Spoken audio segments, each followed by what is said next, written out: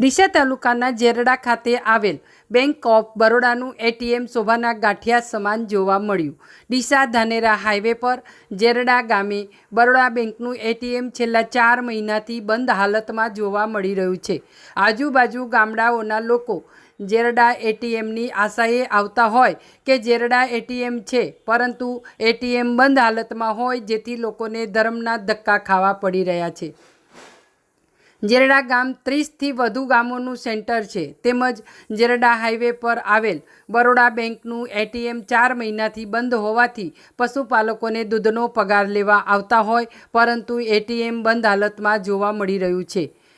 આમ આ એટીએમ 4 મહિનાથી સતત બંધ હાલતમાં જોવા મળતા સ્થાનિકોને ભારે હાલાકીનો સામનો કરવો પડી રહ્યો છે। તેવા સમયે જવાબદાર તંત્ર દ્વારા એટીએમ સત્વરે ચાલુ કરાવવામાં આવે તેવી ઉગ્ર માંગ ઉઠવા પામી છે।